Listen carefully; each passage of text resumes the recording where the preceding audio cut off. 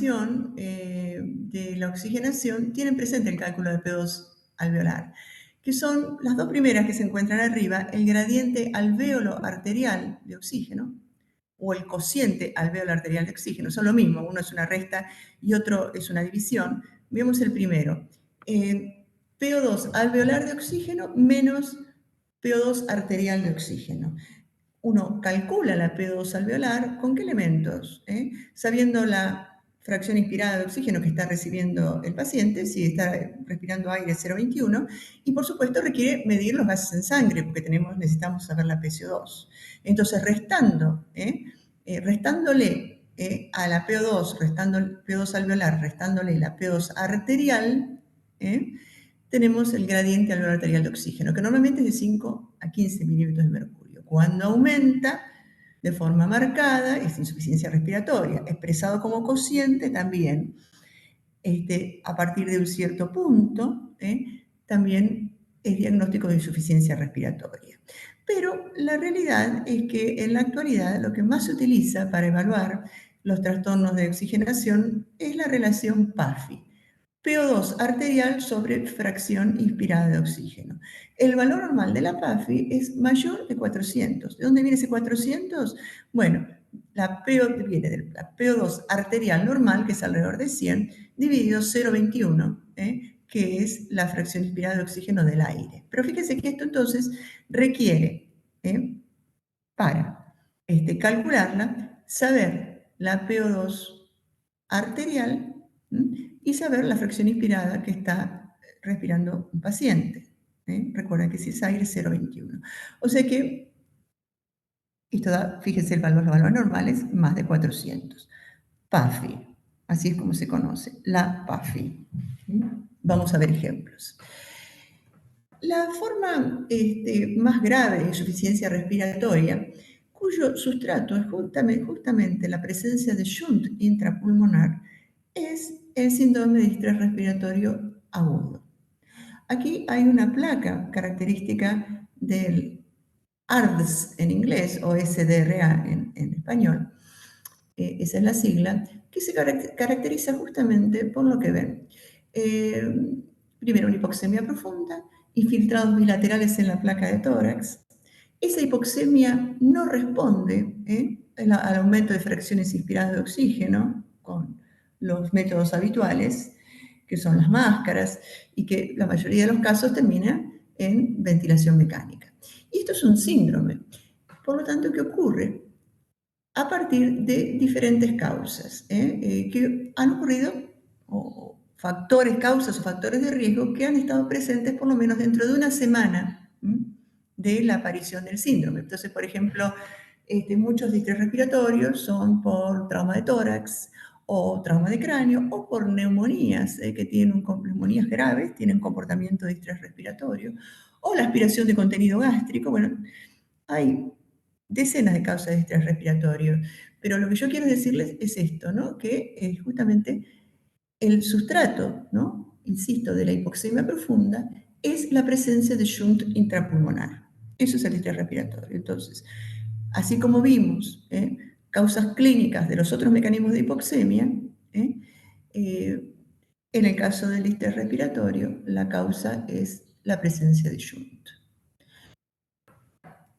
La característica fisiopatológica del distrés es que es un edema agudo de pulmón, pero no de origen cardiogénico, sino que es un edema de pulmón por aumento de la permeabilidad, es decir, es un edema inflamatorio pulmonar.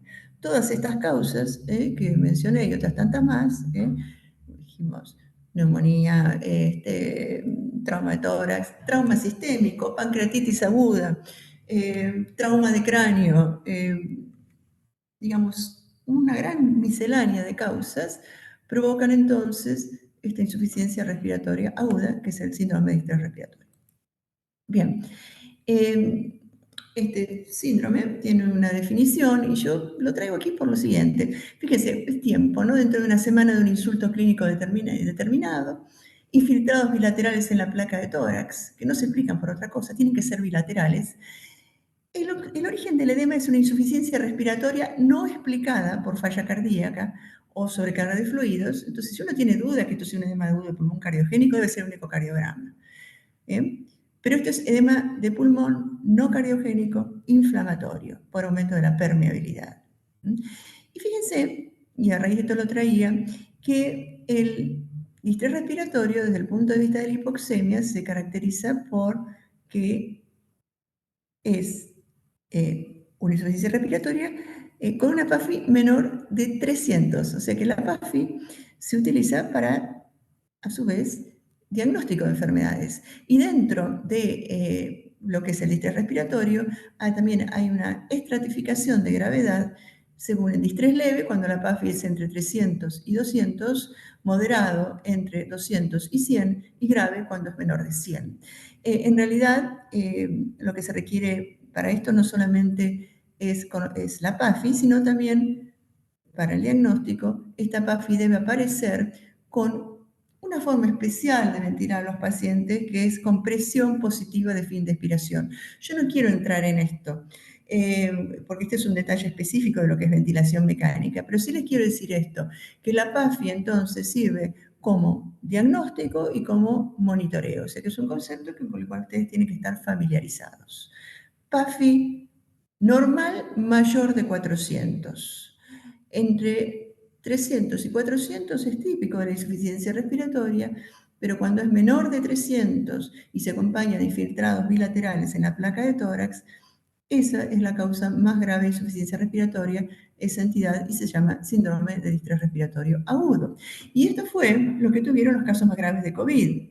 Fíjense que acá, en el caso del COVID, los infiltrados bilaterales son un poco diferentes de lo que les mostré, no son tan difusos, sino que tenían esta caracterización en parches que tendían a ser periféricos. Pero lo importante es, más allá de si la placa de tórax era parecida, o la tomografía eran iguales o no al distrés respiratorio habitual, lo importante que sepan es que la hipoxemia profunda que caracterizó a los casos más graves de COVID, justamente tenía como sustrato la presencia de shunt intrapulmonar. O sea, se comportaron como distrés graves.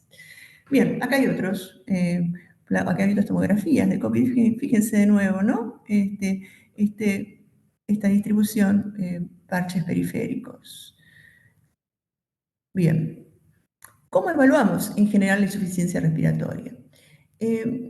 ¿Cómo se diagnostica el shunt intrapulmonar? Bueno, hay una forma de diagnosticarlo, haciendo al paciente ventilar con oxígeno al 100%, pero esto es muy difícil en alguien que respire espontáneamente, ¿sí?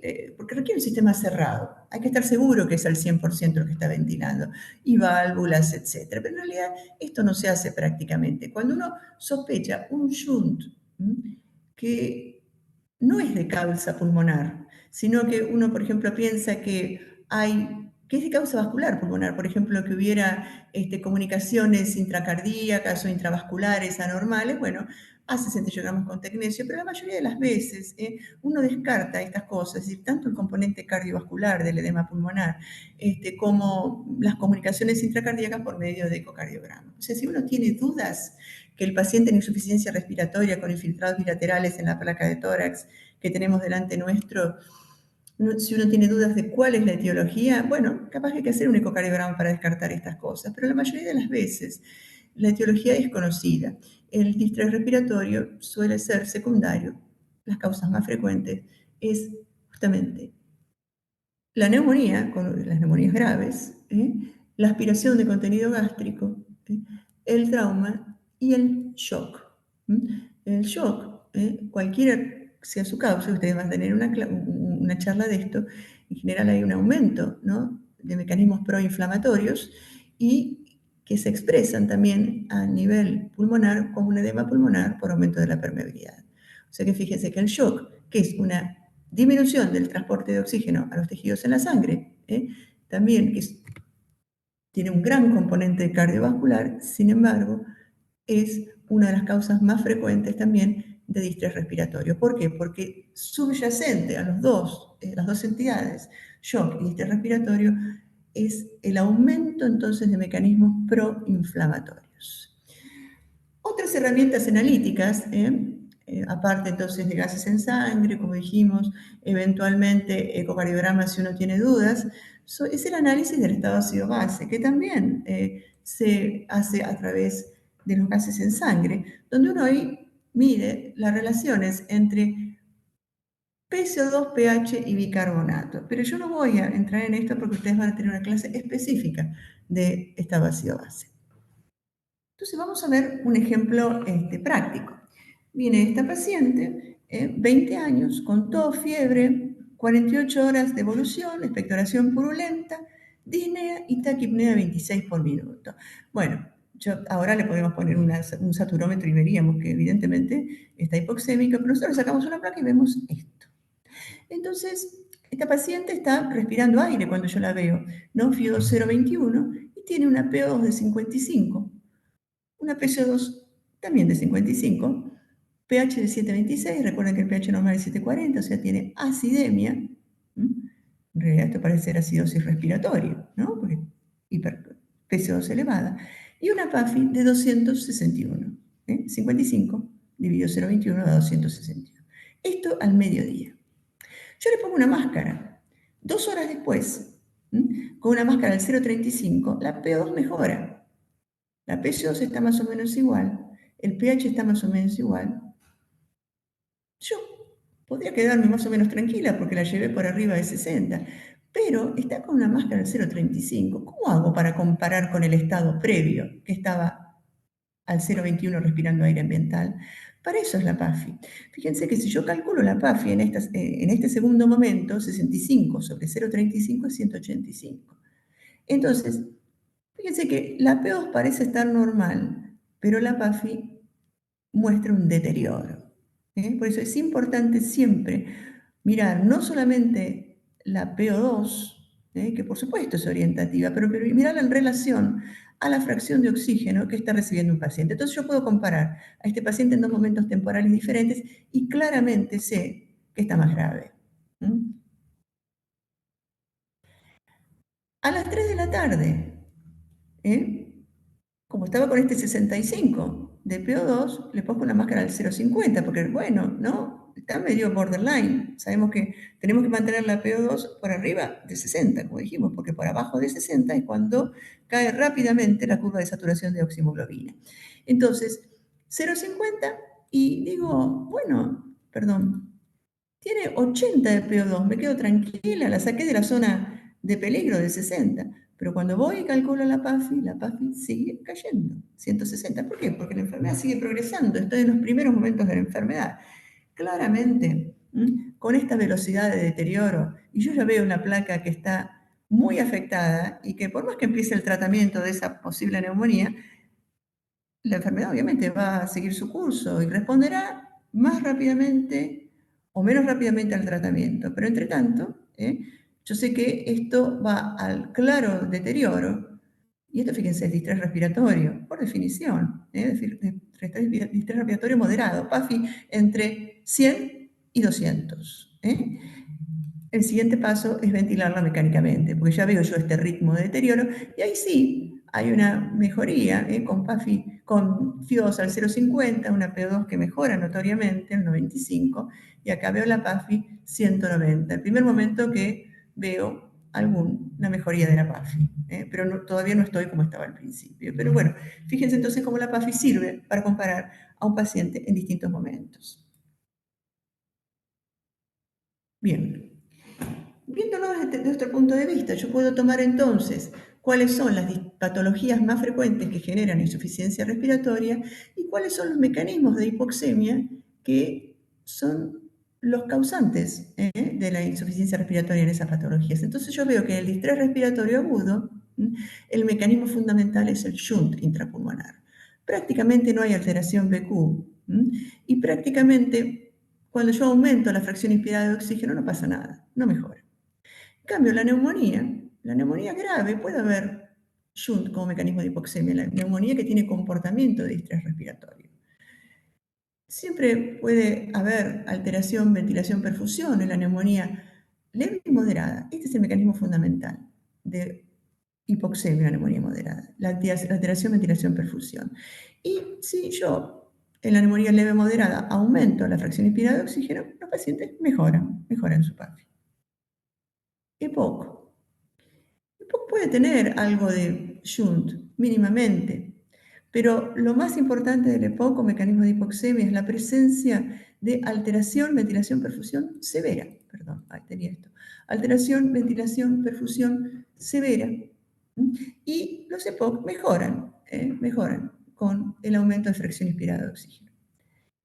En el asma no hay prácticamente shunt y también la alteración de la relación ventilación-perfusión es el mecanismo operativo de hipoxemia. Y también mejoran, todas mejoran, aumentando la oxigenación con algunos de los sistemas de administración, excepto el síndrome de distrés respiratorio agudo. Pueden coexistir estos mecanismos, pueden coexistir estos mecanismos, junto también otras alteraciones fisiopatológicas que impactan en esto. Por ejemplo, la fiebre, que aumenta el consumo de oxígeno, que puede aumentar la producción de CO2, entonces todo esto sobrecarga adicionalmente al sistema. ¿Cuál es la meta del tratamiento en la insuficiencia respiratoria? Hay un tratamiento que es de soporte. Tener la PO2 por arriba de 60 milímetros de mercurio, o sea, sacarlos de la definición de insuficiencia respiratoria, de esos 60, que es la zona de peligro, porque decíamos, a partir de eso, entonces la hemoglobina se desatura con mucha facilidad. O, si estamos midiéndolo esto con un saturómetro, una saturación mayor de 90. Estos son los dos números que tenemos que tener siempre presentes.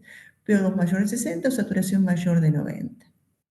Ahora, hay que evaluar la patología de base. Si el paciente es EPOC, en ese caso hay que tener precaución con las altas fracciones inspiradas de oxígeno, porque a veces, quitan el único estímulo para la ventilación, que es, que es justamente la hipoxemia, porque ya viven hipercápnicos, o sea, ellos pierden ese estímulo para el aumento de la frecuencia respiratoria, que es la hipercapnia.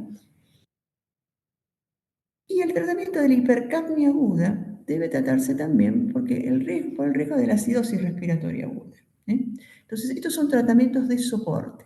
El otro tratamiento fundamental es el tratamiento de la enfermedad de base. Pues yo puedo tratar muy bien la hipoxemia y la hipercapnia en un paciente EPOC con una neumonía, pero si yo no trato la neumonía o lo que lo llevó a la descompensación al EPOC, o en el asmático, si no lo trato adecuadamente, con broncodilatadores, lo que fuere, eh, entonces el tratamiento de soporte tiene un límite, ¿no? Siempre hay que tratar la enfermedad de base. ¿Cómo tratamos la hipoxemia? Bueno, hay distintos sistemas de administración de oxígeno, seguramente si ustedes vienen haciendo guardia los conocen, pero recuerden que el oxígeno se almacena en los hospitales como oxígeno líquido, que es traído a sitios de almacenamiento específicos. Ya prácticamente no se utilizan los tubos de oxígeno, ¿no? Esto es la oxigenoterapia central, ¿no? Donde vienen los sistemas, los proveedores de oxígeno, son los que llenan estos tubos de oxígeno líquido y después este oxígeno por una serie de tubos especiales va hacia la cabecera de los pacientes, con lo que se llama oxigenoterapia central. Bien, durante todo este proceso el oxígeno es calentado, pasa de la fase líquida, por supuesto, a la gaseosa, y esto es oxígeno medicinal, o sea que tiene un estado de pureza determinada. Bueno, también en el proceso de calentamiento puede producirse vapor. Ese vapor es perjudicial, sobre todo para todos los sistemas de cañerías y para los sistemas, y si el paciente recibe o va a recibir ventilación mecánica, todo ese vapor puede dañar los respiradores, de modo que ese vapor de agua también es sacado del sistema y finalmente llega a la cama del paciente a través de manómetros especiales, ¿no? Reductores de presión. Esto es lo que van a ver ustedes en los tubos de oxígeno, que como digo ya no se usan más, pero lo que van a ver a la cabecera de los pacientes más frecuentemente son estos reductores de presión, donde el reductor de presión o manómetro de oxígeno es siempre verde, y también otro gas medicinal que llega a la cabecera del paciente es aire comprimido, que también es aire sin adecuadamente calentado, ¿no? Y adecuadamente y sin vapor.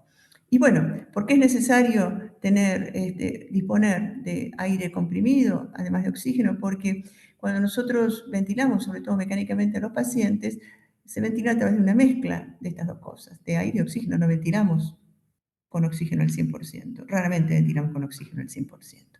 Pero con los sistemas de administración habituales de oxígeno, por ejemplo, máscaras, cánulas, lo que sí se utiliza exclusivamente el manómetro de oxígeno. Vamos a ver cuáles son estos sistemas. Bueno, uno de los sistemas son las cánulas nasales de oxígeno, ¿no? Este extremo, ¿no? Se conecta al manómetro de oxígeno, ¿a dónde? Acá, ¿no? Y uno puede seleccionar la cantidad de litros de oxígeno que desea abriendo, ¿no? esta llave, ¿no? Y acá hay una, una pelotita, ¿no? Y vamos abriendo hasta 3 litros, 4 litros, ¿no? La apertura de esto, entonces, moviliza esa pelotita y eso nos marca la cantidad de litros de oxígeno que nosotros estamos administrando a los pacientes. Bueno, entonces esto es una cánula nasal de oxígeno, fíjense, esto van a las narinas de los pacientes, y los pacientes entonces inhalan a través de acá una mezcla del oxígeno que nosotros estamos administrando, y también traen aire del medio ambiente, o sea que esta mezcla puede generar unas fracciones inspiradas de oxígeno del 24 al 28%, ¿no? Eh, cuando uno administra 1 a 2 litros por minuto de oxígeno en ese manómetro, y no más allá del 24 o 28%, o sea que del 21, que es el aire, bueno, esto es ganancia. La insuficiencia respiratoria leve, quizás muchos con 24 o 28% de oxígeno más o menos logren esa PO2 mayor de 60 o saturación mayor de 90. Y esto no requiere humidificación porque son flujos de oxígeno que son pequeños. Después hay máscaras simples de oxígeno que pueden dar una FIO2 un poco más. Fíjense que también estas generan mezcla, porque acá hay unos agujeros por los cuales el paciente cuando inspira trae el oxígeno desde los manómetros, pero también mezcla con el aire que ingresa al sistema. Estas máscaras tienen riesgo de recirculación de aire, no se usa mucho, estas máscaras simples, y en ambos casos, la fracción inspirada de oxígeno es poco precisa, va a depender del patrón respiratorio del paciente, ¿no? Porque si el paciente, por ejemplo, tiene respiraciones rápidas y profundas, va a ingresar más aire de la atmósfera y obviamente, ¿no? El oxígeno que entra desde los sistemas de los manómetros se va a diluir entre una mayor cantidad de aire. Por eso la fracción inspirada, la verdad que no es precisa, y lo que más se utilizan son estas que son las máscaras Venturi. Las máscaras Venturi tienen una válvula especial que genera una mezcla muy precisa de oxígeno con el aire del ambiente. ¿De qué manera? Bueno, fíjese que estas son máscaras que tienen estos orificios y además se nos coloca estas válvulas Venturi, y cada una de estas válvulas tiene o requiere una cantidad de flujo de oxígeno determinada, 3 litros, 4 litros, la tenía puesta acá, eh, a partir de las cuales, o con ellas, cuando uno las conecta al manómetro, va a generar una fracción de oxígeno fija. Y estas máscaras estas válvulas pueden producir entonces fracciones inspiradas de oxígeno que van desde el 24 hasta el 50%, siempre y cuando uno respete la cantidad de litros de oxígeno requeridos, ¿eh? que se van entonces indicar, como decíamos, en el manómetro. Entonces, ¿por qué son fijas? Porque, bueno, el paciente cuando respira, hace ingresar aire, ¿no? Obviamente, desde la atmósfera, también está recibiendo oxígeno por aquí, que viene desde el manómetro, al pie de la cabecera del paciente, y acá hay un calibre en estas válvulas que es fijo, ¿no? Y que produce entonces esa mezcla fija de oxígeno y aire ambiental que va a producir la fracción inspirada que nosotros creemos adecuada para los pacientes y no varía con el patrón respiratorio del paciente. Esto lo van a ver en los trabajos prácticos. Otra forma de brindar oxígeno a los pacientes a altas fracciones inspiradas es esta, a través de la válvula reservorio. Porque las válvulas Venturi, como vimos, solo proveen fracciones inspiradas hasta el 50% y a veces no son suficientes. Hay algunos pacientes que van a requerir, antes de la ventilación mecánica, fracciones inspiradas de oxígeno un poco más altas. Y de nuevo, son brindadas por máscaras que tienen un reservorio de oxígeno, que esto se conecta siempre, estas máscaras, al oxígeno que está en la cabecera de los pacientes, al manómetro de cabecera de los pacientes, a través de este conector, se llena, ¿no? Se llena esta bolsa de oxígeno y los pacientes respiran. Pero fíjense que como igual que la primera máscara que vimos, esto va a depender mucho del patrón ventilatorio de los pacientes, porque claro, el paciente va a hacer ingresar aire también desde la periferia. Esto tiene orificios, no se ven bien acá, pero la mezcla, si bien va a ser de fracciones inspiradas elevadas, la mezcla que se produce va a variar de nuevo con cuánto oxígeno hace ingresar al paciente a través de la válvula. Y también es para usar por poco tiempo, porque estas válvulas también producen recirculación, pero seguro que ustedes han visto a pacientes graves en insuficiencia respiratoria durante la pandemia de COVID, ¿no? Que estaban en esta situación intermedia, ¿no? Entre las máscaras Venturi y la ventilación mecánica o las cánulas de alto flujo. Y bueno, recibían de esta forma, ¿no? Como una forma no óptima, pero la realidad es que durante la pandemia de COVID se utilizaron todos los recursos de administración de oxígeno, dada la cantidad impresionante de pacientes con neumonía por COVID moderada y grave. ¿Mm? Otro dispositivo que también se empezó ya a usar de forma mucho más diseminada, ¿no? Durante la pandemia, porque antes se utilizaba, pero no tanto, son las cánulas de alto flujo humidificado, las CAFO, que ya dan flujos de gas mucho más altos, 60 litros por minuto. Fíjense que nosotros, cuando hablamos de los manómetros que están al pie de la cama del paciente, bueno, pueden llegar hasta dar 12 litros por minuto, 15, no más. Acá es un flujo de oxígeno mucho más elevado, 60 litros por minuto, con una fracción de oxígeno que es manejada por el médico. Ya es tan alto el flujo de oxígeno que el patrón respiratorio del paciente prácticamente no se tiene presente. Entonces, para lograr una fracción inspirada del 50%, tengo que mezclar 30 litros de aire con 30 litros de oxígeno. Bueno, y esto requiere obviamente un dispositivo especial, un aparato especial. Estas son las cánulas de alto flujo, que son muy bien toleradas por los pacientes. Fíjense, se colocan en las narices. CAFO también es el nombre habitual. Y cuando todo esto falla, ¿no? Existe la posibilidad también de la ventilación mecánica no invasiva, que esto no lo puede hacer cualquiera, ¿no? Fíjense que estas son máscaras muy fijas, muy fuertemente fijadas, para que no haya pérdida de gas ni de presión, y que se conectan a un respirador. Esto es la ventilación mecánica no invasiva, el mismo equipamiento para ventilación mecánica invasiva, pero con estas máscaras especiales. Otro tipo de máscaras, diferente a la que les mostré antes, es esta que se llama Total Face, porque la anterior, miren, tapa una parte nada más de la cara, los ojos quedan afuera. La Total Face es la máscara entera, ¿eh? De nuevo, tiene que estar muy bien fijada, o los helmet o escafandras o cascos, que se utilizaron bastante también durante la pandemia. Algunos pacientes los toleran, otros no. Algunos tienen, digamos, sensación de claustrofobia, ¿no? Con este tipo de máscaras.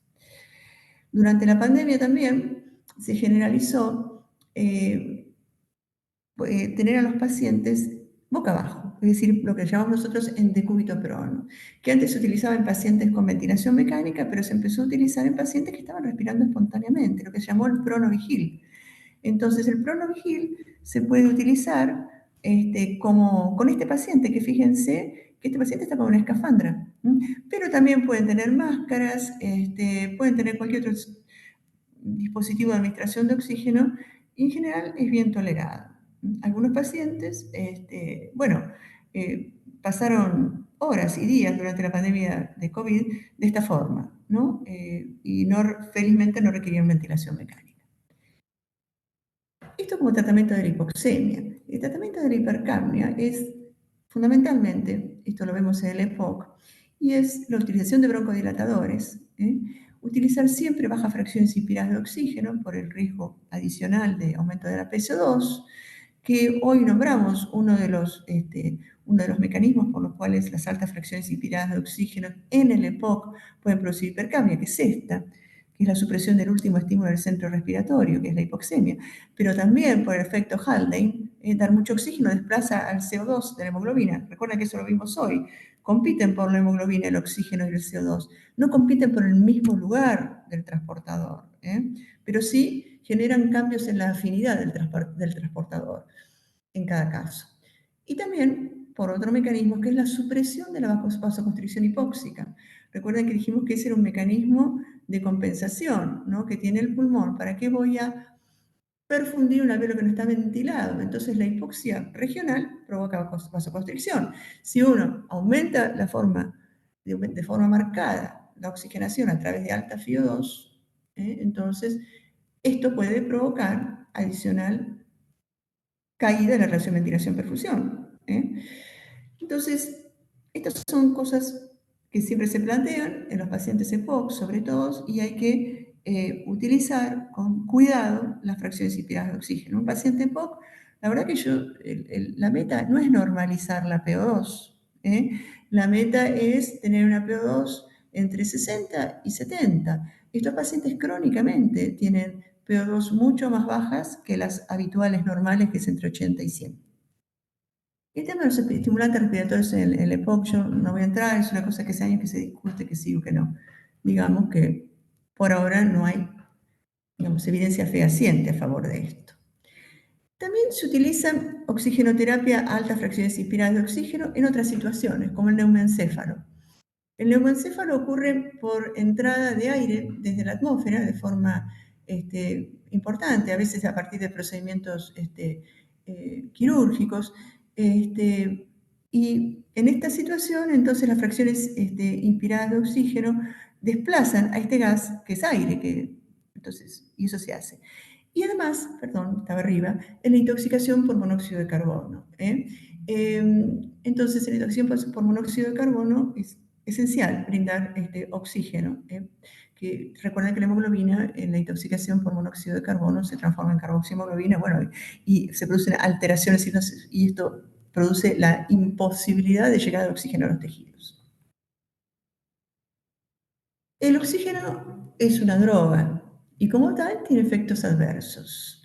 Entonces hay una situación que está especialmente en riesgo de sufrir hiperoxia, ¿no? Sobre todo cuando el oxígeno se respira a presiones parciales elevadas, y estos son los buzos, en los vuelos espaciales, en la medicina hiperbárica, en la atención neonatal y también los pacientes con ventilación mecánica. Acá hay siempre riesgo de toxicidad por el oxígeno. Entonces, por eso el uso de oxígeno está protocolizado. Puede producir en los prematuros, sobre todo, ¿no?, daños pulmonares y oculares, muy importantes, como la retinopatía del prematuro. El mecanismo de toxicidad por el oxígeno es el estrés oxidativo, es decir, se forman radicales libres de oxígeno que producen alteraciones de las membranas celulares, lipoperoxidación, ¿no?, especialmente en algunos lugares, como decíamos, el ojo, en el pulmón del recién nacido. Estos radicales superóxidos son altamente tóxicos y las barreras antioxidantes habituales son rápidamente superadas. Entonces, por eso es importante entonces tener una meta de PO2 entre 65 y 80. No es necesario que los pacientes tengan PO2 de 100 o de 120, siempre hay riesgo de toxicidad por el oxígeno. Hay que manejarse con ciertas metas. ¿Qué fracción inspirada de oxígeno hay que utilizar? Aquella que sea necesaria, la menor posible, para tener una PO2 arterial entre 55 y 80, entre 60 y 80, o una saturación por oximetría de pulso, que generalmente se indica así, con una P, ¿no?, la saturación por oximetría de pulso, entre 90 y 95%. Uno tiene que mantenerse en estos rangos para evitar justamente fracciones inspiradas de oxígeno que no son necesarias y que son o que podrían ser eventualmente tóxicas. Cuando todo falla, todos estos mecanismos por los cuales han pasado distintos tipos de máscaras, el CAFO, etcétera, es el momento de la ventilación mecánica, de la intubación y ventilación mecánica. Aquí está un paciente, fíjense, intubado y ventilado y conectado a un respirador. Y la ventilación mecánica es un tratamiento de soporte que debe tratar hasta el menor tiempo posible, el tiempo necesario, pero el menor posible, porque ustedes se imaginan que un paciente ventilado mecánicamente requiere sedación, analgesia para adaptarse a esto, además se encuentra claramente invadido, ¿no? Entonces los gérmenes muy fácilmente pasan a través de todos estos dispositivos y del tubo endotraqueal. Entonces una complicación frecuente de la ventilación mecánica es la neumonía asociada a la ventilación mecánica, que habitualmente es por los gérmenes de terapia intensiva que son multiresistentes. Entonces la ventilación mecánica tiene indicaciones precisas para ser instaurada. Cuando uno va a hacer o va a empezar o se plantea la ventilación mecánica en un paciente, tiene presente algunas cuestiones, ¿no? La ventilación mecánica no es solo el respirador, son los circuitos ventilatorios, ¿no? Entonces, el aire que transcurre por el circuito inspiratorio requiere calentamiento. No podemos ventilar un paciente con el aire ambiental, que puede estar a 20 grados o 24. Hay que llevarlo a 37 grados. Ese aire debe ser humidificado, porque estamos con el tubo pasando digamos, los mecanismos habituales de humidificación, que son, ¿se acuerdan que hablamos de esto? Que generan esa presión de agua-vapor, ¿no? ¿Por qué es importante la humidificación? Porque si no, las secreciones que se producen, si no están húmedas, se transforman en tapones secos que pueden producir atelectasia y adicional hipoxemia. Entonces, el aire que ingresa al organismo cuando un paciente está ventilado tiene que estar calentado a temperatura corporal y humidificado. Para esto existen estos filtros especiales o narices que se conectan a los tubos y que tienen acá adentro todo como una serie de capilares que producen, digamos, que concentran la humidificación que habitualmente se produce en las vías respiratorias, la concentran y la mantienen. Capturan, como dice acá, el calor y la humedad del aire exhalado y se mantiene. Estos filtros, que se llaman narices artificiales, porque actúan como si fueran narices, generalmente se tienen que cambiar todos los días porque rápidamente estos capilares especiales se van, obviamente, obliterando, ¿no? O otro método de humidificación, lo que se llama cascadas, que se ponen en el circuito inspiratorio, ¿no? Y se les pone agua acá, que es calentada por el sistema, y así va a la parte inspiratoria, a la rama inspiratoria del respirador. También se utilizan filtros antibacterianos, filtros antivirales. Bueno, son todas partes, son dispositivos de la ventilación mecánica. La otra cosa importante que ustedes tienen que saber, y esto también cualquiera sea la especialidad que ustedes hagan, es conocer cuáles son las indicaciones de la ventilación mecánica. ¿Por qué? Porque cuando un paciente cumple estas indicaciones, la ventilación mecánica no puede ser diferida. Es porque un paciente está claramente comprometido y hipóxico o profundamente hipercápnico, y dejarlo en ese estado seguramente lo va a llevar a la muerte.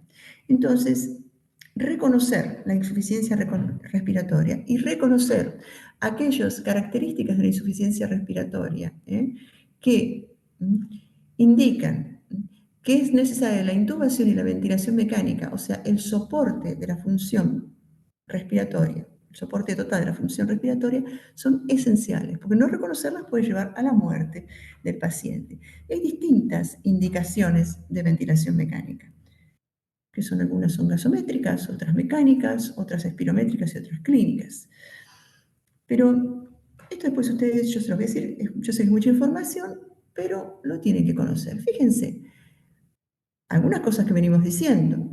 La PO2 menor de 60 o una saturación menor de 90 con fracción insípida de oxígeno elevadas y que no responde al tratamiento. O sea, ya no es con Ariel 0,21. Cuando alguien está con saturación menor de 90 o PO2 menor de 60 con FIOSA 0,21, bueno, lo primero que hace uno es indica sistemas de administración, máscaras, trata al paciente, pero si no responde, como el caso que nosotros vimos, si llegamos a fracción insípida de oxígeno altísima y no responde, bueno, ese paciente seguramente va a requerir ventilación mecánica. En insuficiencia crónica, respiratoria crónica reagudizada, la hiporeagudizada, aquí nosotros podemos tolerar, como dijimos hoy, unas P2 arteriales entre 50 y 55. La segunda indicación es cuando se requiere una ventilación minuto más de 12 litros por minuto para mantener una PCO2 estable. Bueno, esto por ahí es más complejo para ustedes, pero la realidad es que ante la hipercapnia el organismo responde, ¿no? Si el paciente no es un EPOC, ¿no? El organismo responde aumentando entonces todos los, aumentando la fracción inspirada, aumentando la frecuencia respiratoria, aumentando el volumen corriente y aumentando el volumen minuto respiratorio. Es el paciente que uno ve respirando profundamente y rápidamente, que sabemos que ese paciente se va a agotar. Pero el paciente, ¿por qué hace esto? Ante la hipoxemia y o hipercapnia. Trata de mantener una PCO2 estable. Pero cuando aumenta la PCO2 de forma muy marcada, se producen dos cuestiones. Una es acidosis respiratoria, que eso puede llevar al- a la muerte cuando es muy extrema, o hipercapnia, que agudamente cuando se produce una PCO2 mayor del 80% lleva a la narcosis, al paro respiratorio. Entonces, cuando uno ve a un paciente respirando muy activamente, que seguramente lo hace, ¿no? Para mantener la PCO2, aparte de mantener la PO2, porque recuerden que estamos, ¿no? Hablando de insuficiencia respiratoria. Entonces, ojo con ese paciente, ¿eh? Hay que monitorearlo muy estrechamente y es muy posible que este paciente requiera ventilación mecánica. O cuando uno observa un paciente o recibe un paciente, ¿no? Que está en insuficiencia respiratoria, ¿no? Y que acá por ahí está expresado esto por bradipnea extrema y nosotros sacamos gases en sangre y tiene una PSO mayor de 80, ese paciente está cerca del paro respiratorio. La situación habitual de esto, la situación clínica más habitual, es un paciente con intoxicación por depresores del sistema nervioso central, ¿no? Entonces, estas son indicaciones gasométricas. Estar siempre atentas al P2 menor, la P2 menor de 60 y a la hipercapnia y a sus mecanismos de compensación. Hay indicaciones que son mecánicas. Esto se ve en los pacientes neuromusculares. Los pacientes neuromusculares, por ejemplo, la miastenia gravis, damos un ejemplo, no esperemos que los gases se alteren. La alteración gasométrica es tardía. Acá hay que actuar antes, en un paciente neuromuscular, que ya lo conocemos como tal. Entonces, estos dos son patrones espirométricos, que ustedes por ahí no los van a conocer si no son, o no los van a poder llevar a cabo, ¿no? Si no son neumonólogos o intensivistas, ¿no? Pero la presión inspiratoria máxima o la capacidad vital forzada, es decir, estos son test que miden la función de los músculos respiratorios. Pero cuando uno ve esto, que suele ser tardío, pero por lo menos sabe reconocerlo en un neuromuscular, cuando un neuromuscular conocido respira y tiene hundimiento diafragmático durante la inspiración, que nosotros lo vimos, y la respiración paradojal, llévenlo a terapia intensiva enseguida. Ni se molesten en sacarle gases en sangre porque este paciente está cerca del paro respiratorio. Bien. Hay indicaciones espirométricas que, insisto, esto por ahí son más difíciles de conocer de ustedes porque son muy específicas. Por ejemplo, el BEF-1, el volumen expirado forzado de 10 menor de 10 mililitros kilo, o mejor, en los asmáticos el flujo pico, ¿no? Que tiene un aparato.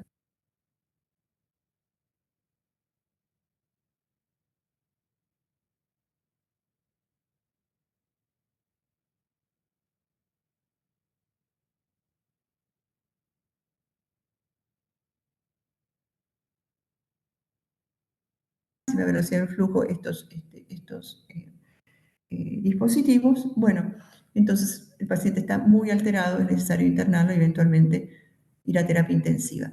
Estas indicaciones clínicas que estamos repasando lo que ya vimos antes, que son la frecuencia, dijimos taquipnea, ¿no? Hoy como signo de insuficiencia respiratoria. Y acá vamos más precisos. La taquipnea mayor de 35 por minuto sostenida en el tiempo, esto va a la falla del diafragma. La depresión del sensorio, en asmáticos o en EPOC, o en los pacientes neurocríticos un glasgo menor de 8. Y esto es indicación de intubación más allá de los gases. ¿Por qué? Porque los pacientes con glasgo menor de 8 no tienen, digamos, la capacidad de mantener lo que llama la apertura de las vías aéreas. Los pacientes con glaucoma menor de 8 frecuentemente tienen la tendencia a oclusión de la vía respiratoria, respiratoria superior por la lengua. Entonces, esos pacientes es necesario mantener la vía respiratoria abierta y los pacientes con glaucoma menor de 8 seguramente requieren intubación y ventilación mecánica por estas causas, si es que no tienen además otros mecanismos como depresión del sistema nervioso central, ¿no? Por depresores, por drogas depresoras, o porque han tenido un trauma de cráneo y están con un Glasgow de 6, entonces hay que intubarlos y ventilarlos, porque probablemente estén hipoxémicos, pero además no pueden mantener la vía respiratoria abierta. Otra indicación clínica, la que dijimos siempre, la respiración paradojal, la utilización permanente de los músculos accesorios. El shock es una indicación cardiovascular de ventilación mecánica. Esto no es insuficiencia respiratoria. Pero ¿qué pasa con el shock? El shock, por definición, es una disminución del transporte de oxígeno a los tejidos. Entonces, en la presencia de un transporte de oxígeno disminuido, igual ese transporte de oxígeno va, por ejemplo, a perfundir los músculos respiratorios. Eso es una perfusión lujuriosa. La verdad que un paciente en shock no necesita perfundir músculos que pueden ser reemplazados y mejor que vaya el transporte de oxígeno a órganos más vitales como el corazón. Entonces nosotros aquí ventilamos a los pacientes por indicaciones cardiovasculares, ¿se dan cuenta? Y hacer que el transporte de oxígeno entonces vaya a los territorios más vitales. La taquicardia, la taquicardia mayor de 140, las arritmias relacionadas a hipoxemia o acidosis. Y aquí yo no lo puse, pero la bradicardia extrema, como ocurre en los depresores del sistema nervioso central, también, ¿no? Bradicardias de 4, o pacientes que prácticamente están en paro respiratorio, como son, por ejemplo, los intoxicados por opiáceos, ¿no? Ahora que estamos tanto con la epidemia de intoxicación por fentanilo o sus análogos como el carfentanilo, bueno, todas esas cuestiones que ocurrieron, también se expresan muchas veces por el extremo, ¿no? Directamente ingresan en paro respiratorio o en bradicardias extremas. Entonces, yo les muestro esto de la OMS como al hablar de las terapéuticas y COVID, fíjense cómo el COVID se caracterizó como COVID no grave, grave o crítica. Y fíjense que el COVID grave se caracteriza por saturación de oxígeno, ¿no? Por oximetría de pulso menor de 90 en condiciones ambientales, o sea, el 0,21, frecuencia respiratoria mayor de 30, frecuencia respiratoria elevada en los niños o signos, ¿no? Dificultad respiratoria, o sea, todo lo que nosotros estuvimos viendo. Y la COVID crítica requiere el tratamiento de soporte vital. En general, ahí la neumonía por COVID crítica es neumonía bilateral, que digamos se asemeja ya, o es una de las causas de síndrome de dificultad respiratoria aguda, ¿no? De síndrome de distrés respiratorio. O puede también expresarse como sepsis o shock séptico, que es una indicación de ventilación mecánica. Fíjense entonces cómo se integran clínicamente en esta entidad, ¿no? Todo lo que venimos discutiendo. Es más, en la escala ordinal de gravedad de la OMS para el COVID, fíjense, internado, enfermedad leve, internado sin oxigenoterapia, oxigenoterapia con cánula nasal, 4 puntos, cánula de alto flujo, ventilación no invasiva, 5 puntos, intubado con ventilación mecánica invasiva, 6, u otro soporte de órganos, ventilación mecánica invasiva, 7. O sea que fíjense que entonces el grado de soporte de los órganos determina la gravedad de la enfermedad. Concluyendo, analizamos los mecanismos básicos de hipoxemia. Los más frecuentes son la hipoventilación, la desigualdad ventilación-perfusión y el shunt. ¿Y cuáles son las enfermedades específicas que causan esto? También analizamos las herramientas analíticas para la comprensión y diferenciación de estas alteraciones. Fundamentalmente, la ecuación del gas alveolar, eso para la comprensión fisiopatológica. La verdad es que ustedes van a utilizar alguna de sus derivaciones como la PAF. El equilibrio ácido-base no lo analizamos hoy, lo van a ver porque complementa todo lo que vimos hoy. Los criterios de gravedad de la insuficiencia respiratoria, que cuando son máxima gravedad llevan la indicación de ventilación mecánica y los métodos de administración de oxígeno.